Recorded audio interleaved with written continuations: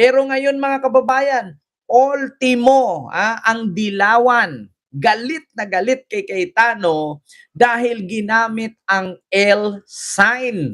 Nako, pakinggan natin na mga kababayan. Ito po, mga dilawan, galit na galit. Travel with peace of mind with our Gustong service manakit. guarantee. Your next holiday trip starts with trip.com. The hot-selling products are available on Alibaba. Wait lang po may ads lang po.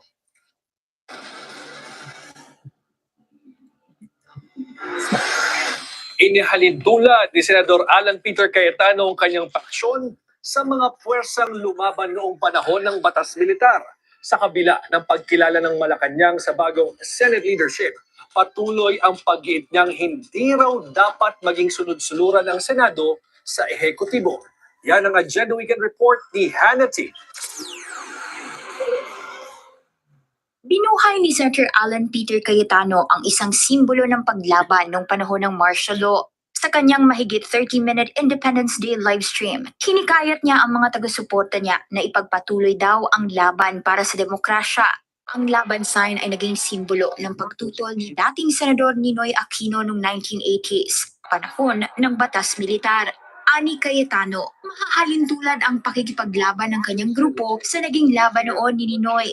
So that's why now and then po, kung ma-offend yung iba, gamitin ko talaga yung laban kasi we have to continue fighting.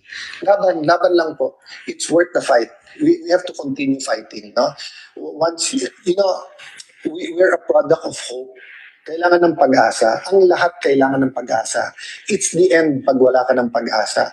And to Sa madaling salita mga kababayan, itong si Cayetano nagpasaklolo sa mga dilawan, no? Nagpasaklolo sa dilawan si Cayetano.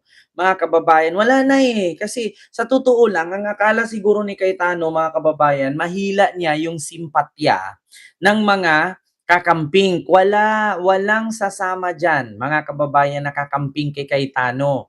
Imbes ang akala siguro ni Cayetano, mga kababayan, ay ang kakampihan siya. Kasi syempre, 'di ba, mga kakamping galit kay Marcos. Pero hindi niya inisip na mga kakamping ngayon natutuwa sa mga adhikain at liderato ni Marcos kasi kung ano ang pinaglalaban ng dilawan at ng kakamping ay yun din ang ipinaglalaban ni Marcos ngayon. Na ang akala niya makuha niya yung simpatya, 'di ba? Mamunit ng Seresa Force, silo po. Akala ni Cayetano makuha niya ang simpatya ng dilawan. Doon siya nagkakamali dahil ang dilawan ay nagalit sa kanya. during the 70s, 80s, yung senyas ang kalagayan, ibig sabihin may lumalaban pa. Bagamat kinilala na mismo ni PBBM ang bagong Senate leadership, kinwestiyon pa rin ni Cayetano ang nangyaring reorganization sa Senado noong June 3. Doon hinalal si Senator Win Gatchalian bilang Senate President pro tempore at Acting Senate Chief matapos ideklara ang quorum sa 12 senador dahilan ng gridlock sa magkabilang kampo. Nako. Matagal na raw sinasabi ni Cayetano na kailangan ang 13 senators para makapagpalit ng liderato sa Senado, kaya't siya pa rin daw ang Senate President. The problem is trust. Sinabi din nila paulit-ulit, kung wala kayong 13, hindi nyo pwedeng palitan yung officers. Hindi lang yung Senate President, the officers are the head of OSAA, the Senate Secretary. Narinig nyo mga kababayan. Sabi ko nga sa inyo, hindi bababa yan si Cayetano Sabi ko sa inyo, hanggat hindi maabot ng 13 ang boto ni Gatchalian, mananatiling si Cayetano ang Senate President kasi pagpilitan niya yan.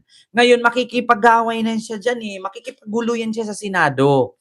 No? Kaya nga, mga kababayan, ang tanging solusyon lang dyan para mapababa nila si Cayetano, magawa sila ng special session or di kaya magbutuhan sila na kailangan 13 ang bumoto kay Gatchalian.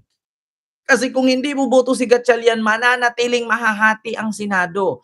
Grupo ni Cayetano at grupo ni Gatchalian. Sa madaling salita, ang kapal talaga ng mukha ni Cayetano.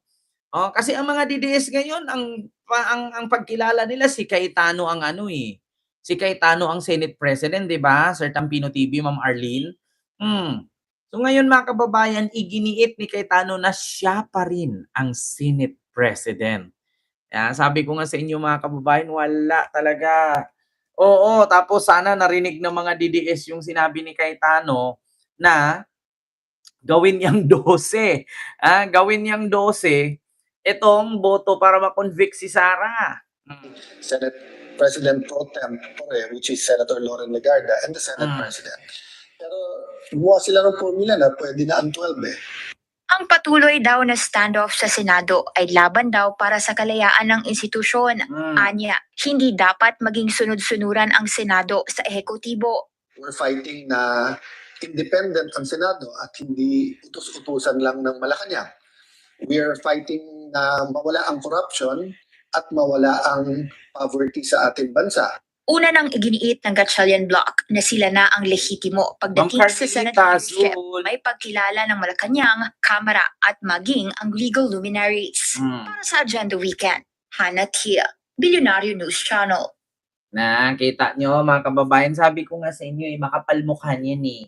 Hindi talaga mag-resign yan. Sabi ko nga sa inyo kanina, na kahit sabihin natin na nirecognize na ni PBBM si Gatchalian, nirecognize na si Gatchalian ng Congress, actually mga kababayan, wala pong power kasi ang Malacanang dyan kasi nga independent body kasi ang Senado. So ngayon kung hanggat si Cayetano ay may kakampi, matapang yan.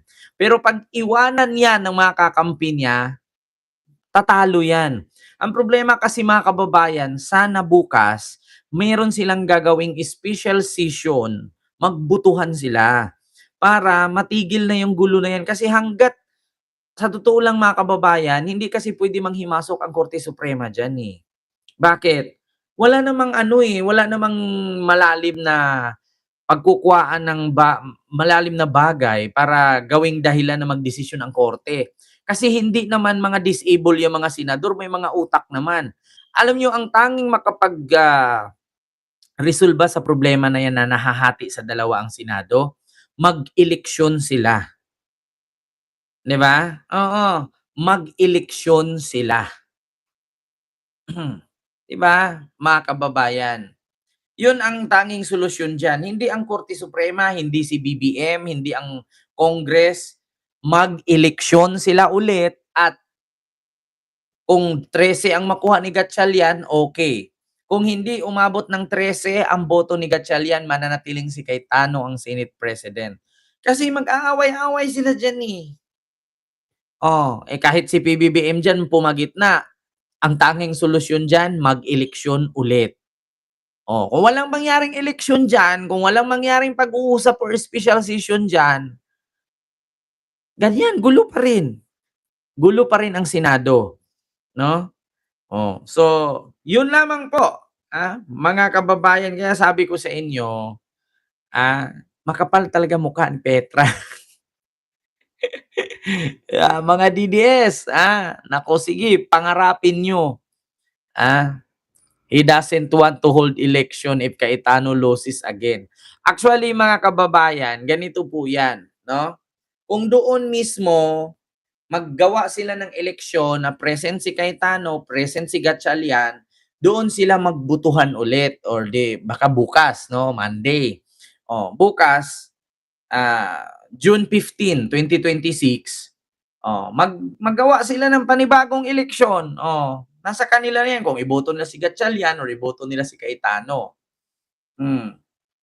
Kung ayaw nilang palitan ni Gatchalian, manatiling si Cayetano. Mahirap din kasi paano maging 13 yan. Paano kung si Joel Villanueva manatili pa rin doon kay Cayetano. So wala talaga. Maliban na lang kung lilipad yung 2 bilyar. Tatawid. No? Kasi alam ko, nadamay sa maleta yan eh. So yun lang mga kababayan. Malalaman natin yan bukas.